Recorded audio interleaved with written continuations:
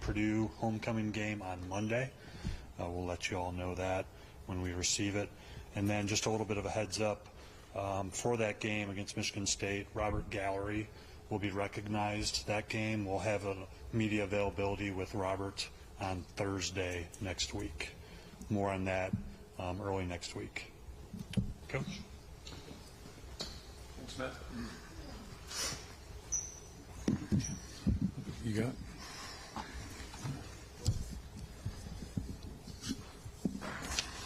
Okay, good afternoon. Good to see everybody. And like always, just talk a little bit about last weekend and then move on to this week's ball game. So, again, certainly just, pleased to be 3-0 right now. And that being said, still have a lot of room for improvement, a lot of room for growth, and that's something we're trying to work on right now. Have been working on. Saturday, it started slowly. Every game's a little bit different, certainly, and started slowly.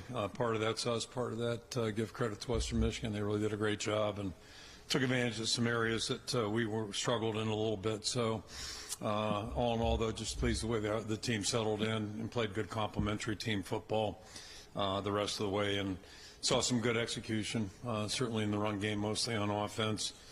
Defensively, once we got through our bumps, really settled down and, got off the field, did a good job getting off the field. And special teams missed a field goal, it wasn't a chip shot, but nonetheless something you hope you're a little bit more consistent on. But then came back and got the big punt block and did a good job in the return game. It was good to see that. Cooper did a nice job, and also the guys blocking for him did a good job there too. So happy for that, and happy for Ontario getting his first piece of success, if you will, as a Hawkeye. So that was a good moment, certainly. And again, just good to see the progress. I think the players have been working hard, and we're getting good leadership, so happy about that. And obviously there's a lot more opportunity for growth right now with our football team, and we're going to need that moving into Big Ten play. So that's it's kind of where we're at right now. A couple of things on unfortunate news to touch on. Certainly not happy about losing Luke Lachey. I feel most badly for him, obviously. He's the person most affected, and it's just an unfortunate development, but he'll be fine here in time. But it's a significant injury, so he's going to be out for quite a while here. And then, on the more week-to-week type basis, both Jazz and Caleb won't be available this week, so we'll evaluate that with each week as we go forward, but they're both going to be out Saturday, so we'll go with the guys that we finished up with the other day. And that is a positive. Certainly the tight ends as a group, I think, stepped up and did a good job. Eric obviously is a quality player, and Ostrang is a good young player coming up the ladder. Stylianos, talked about him being a much improved player in the spring in camp and did a good job in there too. And then John Piscuzzi jumped in, helped us out, and then Kamari and TJ on the offensive in the backfield did a good job. So, we'll just go with the guys that we got like you always do, and next man in, opportunity for them. Again, just wish Luke the best in terms of his recovery coming back. So looking forward now, we're playing, obviously, a good football team. I think everybody expected Penn State to be an outstanding team, and after 3 games, that's certainly what it looks like watching them on film, watching them perform. So they're, really good, 3-0 and 1-0 in the Big Ten right now. Captains are the same group, +1. So we've got Joe Evans and Jay Higgins on defense, Luke and Cade McNamara on offense, and then next man in will be Logan Lee. So Logan will take Luke's place out there for the coin toss. And Logan's done a great job, senior, and just a tremendous player, tremendous leader. And like I said, as expected, Penn State's a really good football team. Can't remember a year where they weren't talented, and this is certainly the case with this team, and they're well coached on top of it. They've done a great job recruiting there. I take a lot of pride in that, and then they do a great job coaching on top of it, all 3 phases. So offensively, that's pretty much what it has looked like for quite some time, which has been pretty impressive. And then they've got a defensive coordinator, special teams coordinator, that in their second years and with the program. They had great success last year, being Rose Bowl champions, and had a tremendous year, and you can see a lot of that carry over moving forward. So they've lost some really good players. I think about the quarterback graduating. I think about Joey Porter in the back end. Yet, as kind of customary at Penn State, the next guys up do a great job, and that's really what we've seen on film. So offensively, they run the ball, throw the ball, do both of them very well. basically two personnel groups, but either way, they run it effectively, they throw it effectively. If you got good players out wide, two good early tight ends and two good backs. The young quarterback's done a great job running the thing for him, and looks very composed back there. And their offensive line's big, strong, and very, very experienced, very veteran. So they're good there. Defensively, same thing, really successful there. I've been playing great defense. They give up 11 points a game. Really athletic guys at every position, the line up front, the linebackers, and the secondary. Got a lot of really good players, and they're very, very active and very dangerous just because of their athleticism and, again, aggressive in their approach and for good reason. And then with the kick game, like you'd expect, they're pretty good in all phases, and that's no big surprise. So moving forward, it's, our first Big Ten game. Certainly it's a challenge going on the road. It's about as good as it gets in college football to play at State College. It's a great football environment, and then throwing a Whiteout on top of it. We've been through a couple of those now, and just in general terms, if you love college football, it's just one of the great venues and great experiences, great opportunities from that standpoint. But if you're the opponent, obviously it adds to the degree of difficulty. The biggest one's just the opponents that you got to play, but then secondly, the environment's it's a tough one for everybody to navigate. So be a great challenge for our football team. Going to need a great week, and I think we're off to a good start, but it's going to take just a great effort throughout the entire week for us to have a chance in this football game. But it's a challenge our guys are looking forward to, and we'll keep preparing for that. Kid captain wise, just mentioned, we got Gabby Ford as our kid captain. She's a 17-year-old junior at Fairfield High School, and discovered a brain tumor about 7 years ago, so she's had reoccurring treatment for that. It's doing really well. And then one little tidbit or sidecar is that she was one of the first patients that actually moved from the original hospital into the new Stead Children's Family Hospital. So a little trivia there, but happy to have her be the kid captain this week, and we'll certainly have her in our thoughts this weekend when we're out there playing. I'll throw it out for questions. Kirk, just to clarify, Luke Lachey said he's out for a while. Would you consider a season ending? Most likely, yeah. Yeah, most likely. So just unfortunate, but he's going to be fine, but it's just tough development. For Jazz Patterson, what specifically is the injury that it's trying to combat? It's lower leg. Yeah, both running backs have lower leg injuries, so, hopefully sooner than later. But, it's just day to day, week to week, I guess, at this point. Will Luke be there Saturday? I don't know. We'll see. Yeah, because he's on crutches right now, so I don't know if that's realistic. He will eventually.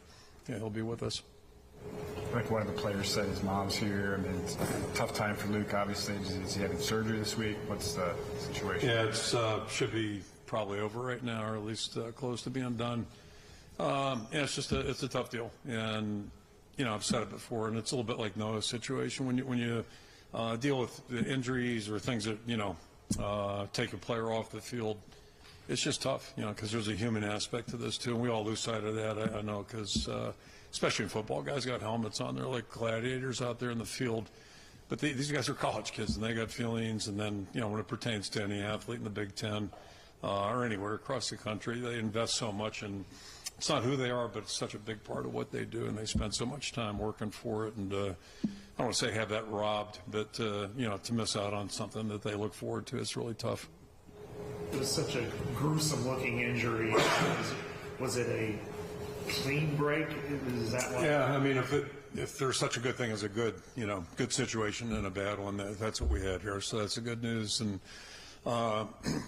it's routine if it's somebody else's. I hate that word when you talk about medicine or medical procedures, but there's nothing out of the ordinary there. And you think about a guy like Sheriff or Drake Kulik, kind of had something similar. So he should be fine.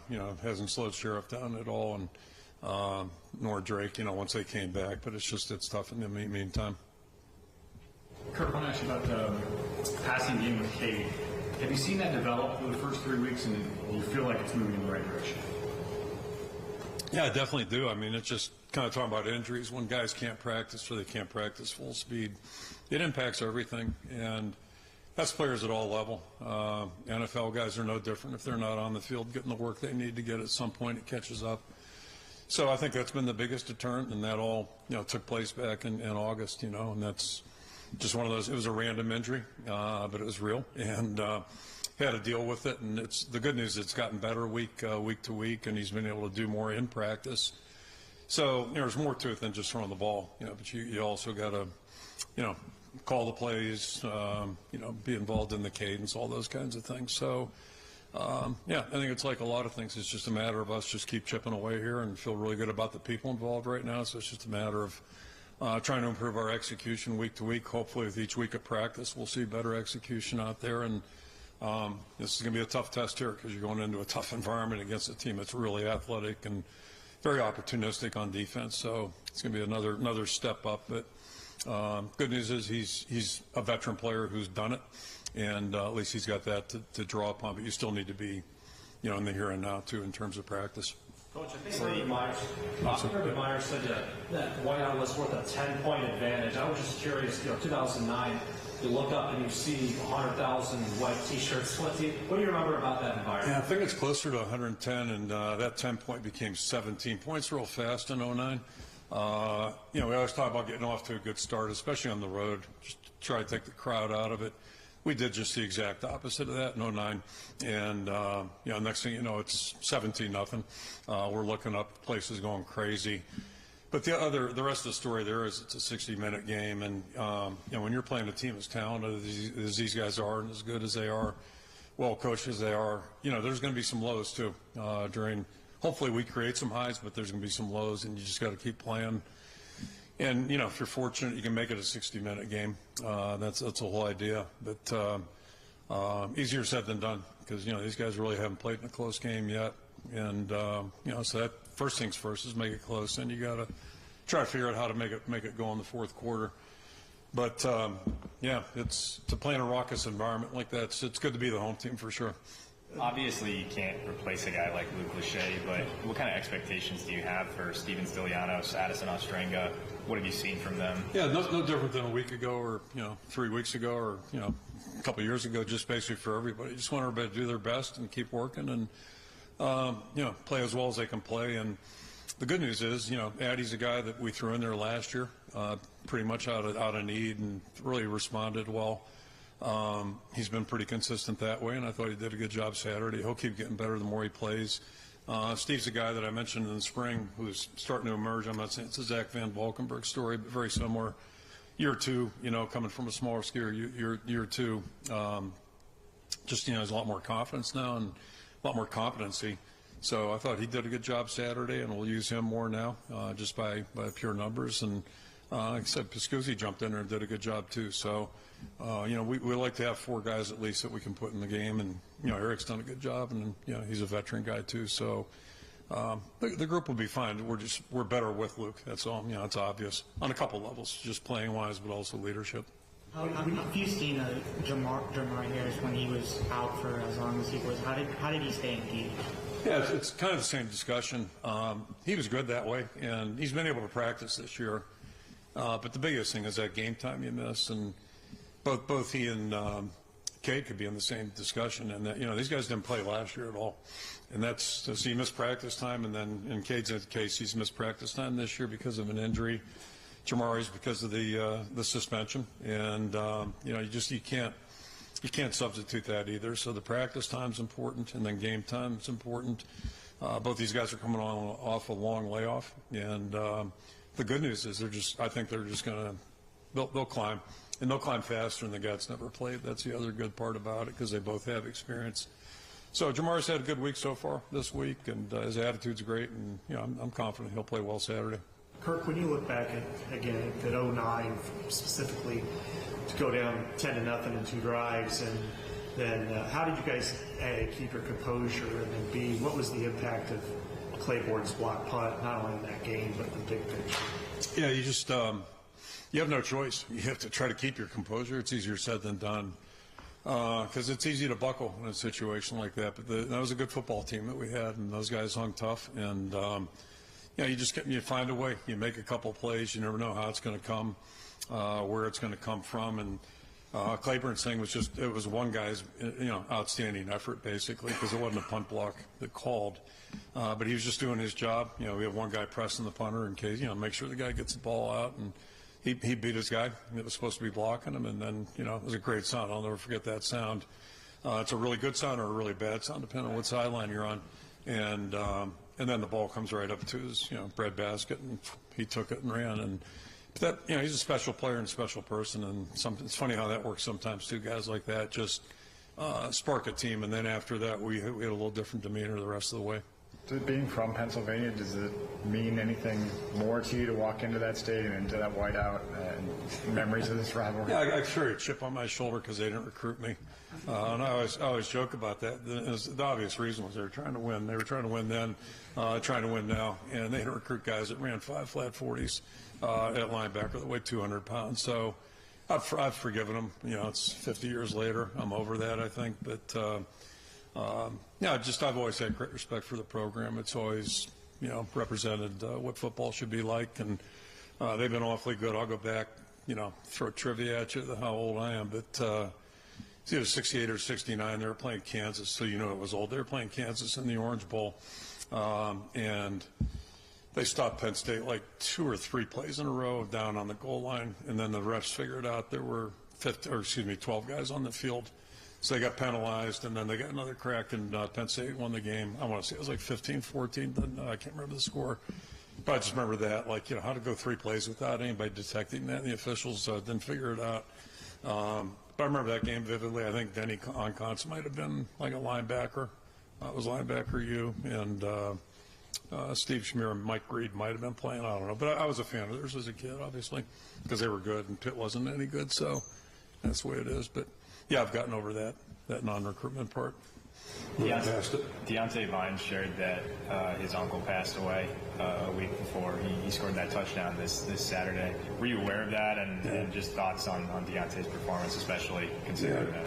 Yeah, Deontay, I was aware of that. He shared that with us, and again, tying in with the injury situation. Again, there's a real human aspect, and when you have a team of 100-plus players, you can imagine.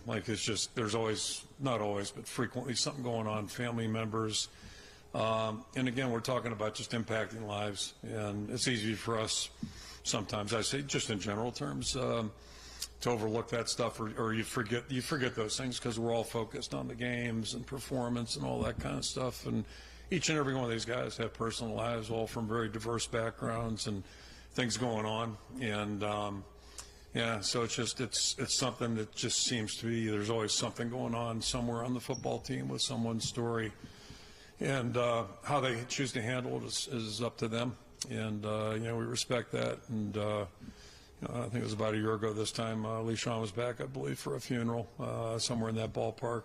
So it's tough. And how the players try to deal with it, again, that's kind of personal, but we try to support them in each and every way. And as it pertains to Dante, he's just had a great career. I mean, he's had so much hardship, and it's just good to see him out there playing. I think he's having fun right now. He's able to practice every day, and it sounds pretty mundane and basic, but those are things he hasn't been able to do during his career without, having some brace on his wrist or whatever, So it's just good to see him, playing the way he wants to, and I think, envisioned himself when he came here a couple of years ago. Seemingly wherever you're ranked, wherever Penn State is ranked, it's been a competitive matchup. I think 4 of the last 5 within one possession. What is it that you think leads to such competitive Iowa-Penn State games? I don't know. I mean, it's one of those deals, and it's funny in conference play. Sometimes some teams match up that way and some don't. 16 games are a real good reminder what it can be like if we're not really ready to go. And that was really ugly, really fast, and that's just a reminder. I mean, they've got a really talented football team right now, but that's not totally new to them. If we're ranked or not ranked, where we're ranked, if you're past probably 8 or 10 right now, it really doesn't matter at this time of year. It'll be more significant in November. But if you're in the top 10, you're probably a top 10 team. I don't think anybody's surprised Penn State's up there right now just because of the way they played last year, the way they finished. And, again, it was a really good quarterback, but they have a guy that might be better right now. So, when you're in a position to do that kind of stuff, it's not a surprise they're ranked the way they are. And, but again, we're at the other end, and we need to be thinking about, the what ifs, and we better be ready to go here. I'm sorry, you were asking a question. Yeah, what do you remember about recruiting Deontay? Not an awful lot, other than, I mean, so I've got a tie to Pennsylvania, I've got a tie to Connecticut too, and things have really changed up there. It's ironic right now, our two starting receivers are both from that state. It's got nothing to do with me going to college, I can promise you that. Ken O'Keefe recruited up there and knows the area. But my point there is that high school football has really changed quite a bit. You know, the prep schools up there in Connecticut have done they're much different than they were 10 years ago, or even, you know, probably 20 years ago, obviously. So, you know, it was just one of those things where we matched up. He was very interested in us, and we were more than interested in him, and just ended up being a really good match. So we're glad to have him. He's a great young guy and great family.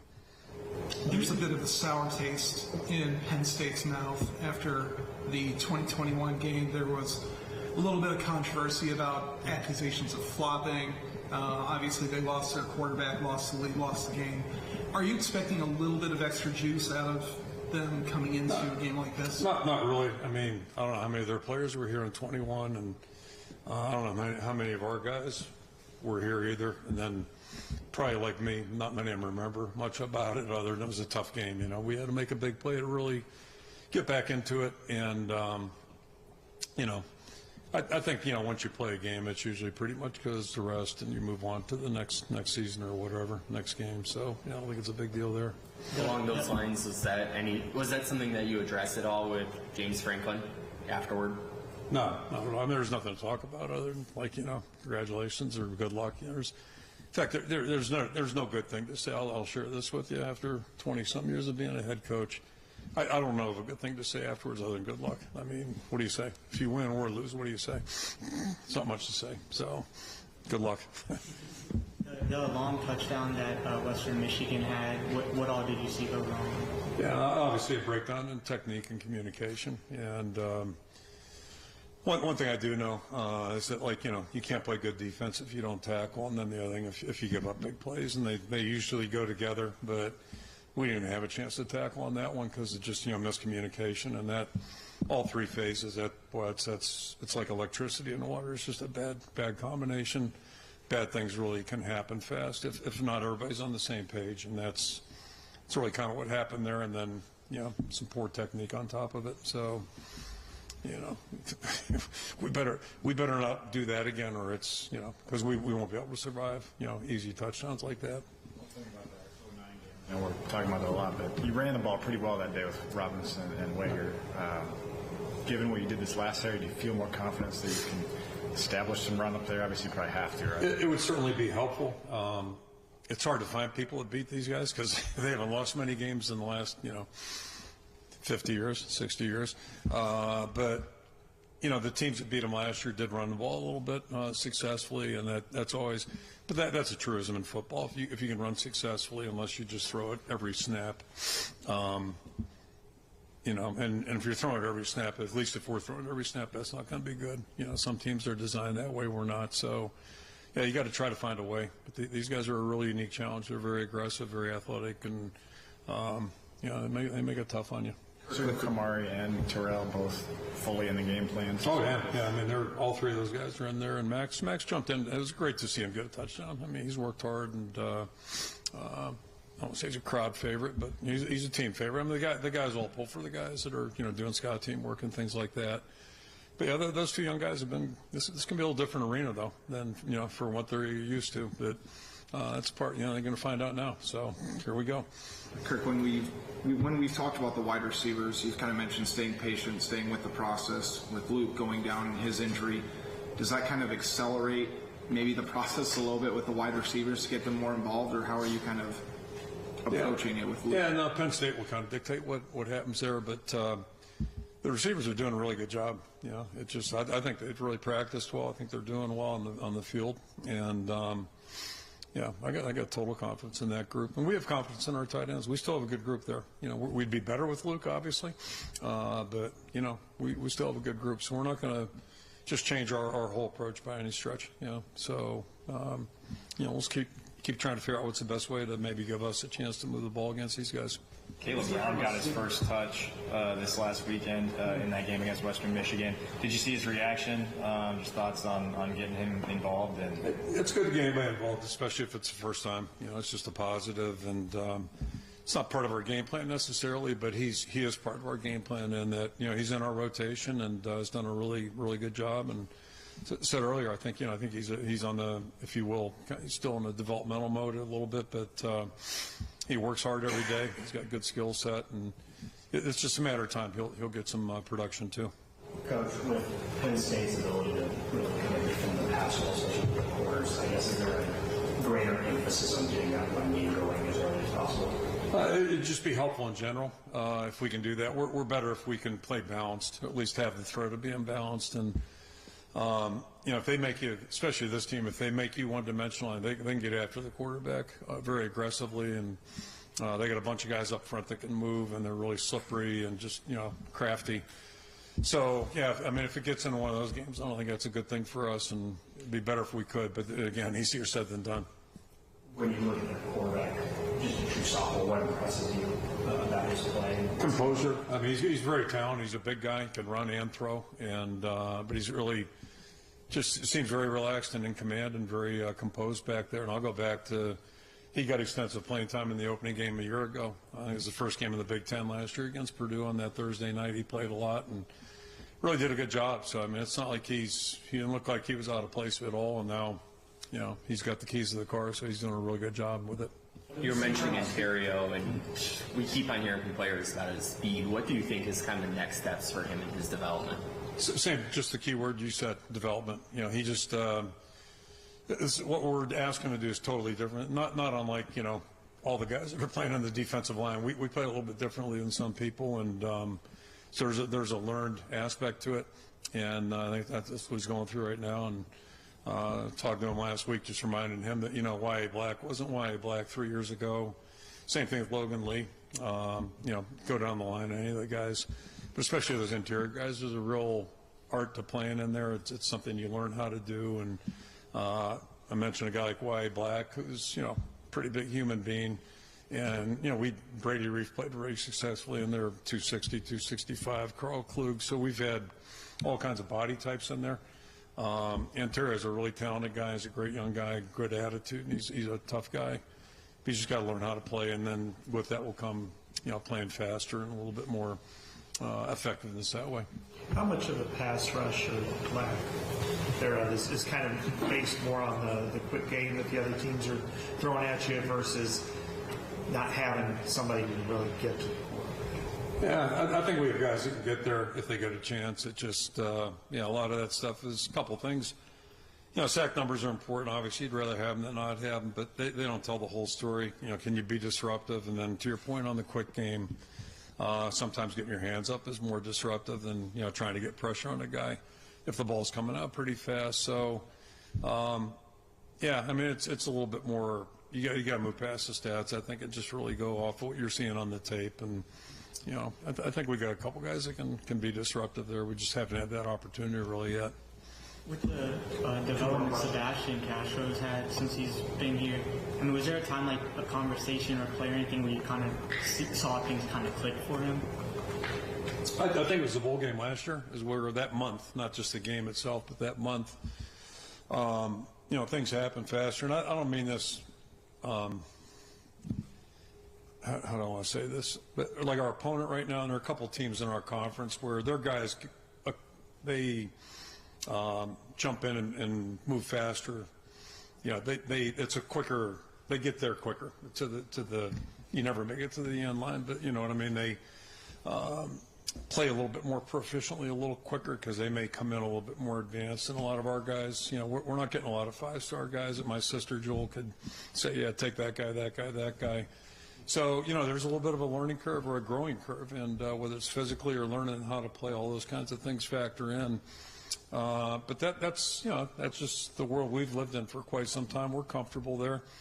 But I guess my point is, and I think it's true at every school, not just here, whether you're, you know, a top 5 program or a bottom 5, you know, everybody develops. If you're doing things right, you should be getting better with each week, every day. And, yeah, so, but it's all player driven, really. The player drives that. I mentioned Brady Reef, like, there's no way physically he would have played in there his first or second year, but then, you know, they start gaining some traction, get a little stronger, and all those kinds of things. So, that's a race every athlete runs. I'm sure in all sports, but I just know football a little bit better. So, I guess my point is you just never know when that light's going to turn on. And that's one thing I learned in the 80s. Like, for certain guys, you just never know. As long as they're giving effort and they care and they got pride and all those kinds of things, you just keep coaching them and see what happens, and you never can't tell. Think about Ron Hallstrom, who didn't start a game for 4 years and ends up being a first-round draft pick, plays 14 years in the NFL, and never started a major college football game until his 5th year in college.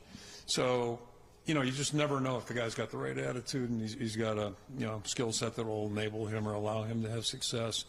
So you just keep working with guys, and they got to keep working, though. That's the key point. Some guys do and some don't. And then other guys, it happens a lot sooner. Mentioned Ostranga, he played last year. So he showed enough where, okay, hey, we can probably put this guy in there and he'll do okay. And right now I'm glad we did, because at least he's got more experience than he would have if he had redshirted. But I guess what I'm saying, more of our guys are typically going to redshirt than maybe some other schools. Coach, Steven Stilianos, what have you seen from him, and how can he kind of help fill that void that Luke left? Yeah, I guess the parallel, like I mentioned earlier, is Van Valkenburg. His first year here, played well enough to give AJ AJ, come on over and get a Gatorade and take a couple plays off here, and then we'll get you back out. So he was good enough to do that, but he really wasn't a factor in the game. And then his second year, he was definitely a factor. So I'm not saying it's exactly the same, but I think that evolution. Steve's a lot more comfortable now. He didn't look overly comfortable a year ago or confident, and now I think starting this spring, we started to see that. Like, he felt like, hey, I'm getting this a little bit, and I think I understand what they're asking me to do. And I thought he did a really nice job Saturday, and he'll get more snaps now as we move forward. Speaking of that growth curve, Nick Jackson, obviously a different situation than a D2 guy, but he's having to do a lot of that growing on the field in that role. Are you seeing more of an accelerated growth from him as a veteran, and do you think that he is sort of ready for a task like Penn State? We'll find out Saturday. I think he is. I mean, he's a good football player. We talk about all these guys, these older guys, the transfer guys. His circumstance different in that you mentioned he has played. He's played the last 2 years, played really well. Whole different defense. So he's learning that aspect, and then he wasn't out there this spring, nor was Rusty Feth, nor was McNamara, basically, because, he was doing his throwing. Eric Hall really wasn't doing a lot in the spring.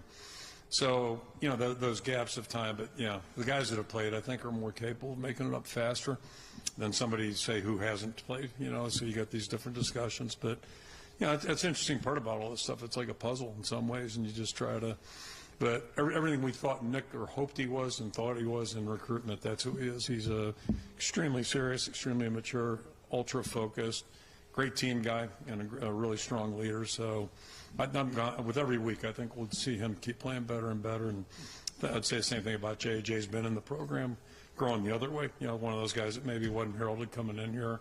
I'm glad he's on our team, and we have been for several years just because the way he operates, So he'll have a good career here just because he really cares about it and works at it. Okay, thank you. Thanks, Kurt. Thanks, Good job, Saturday. Thanks. Assistant coach tomorrow, 11 o'clock.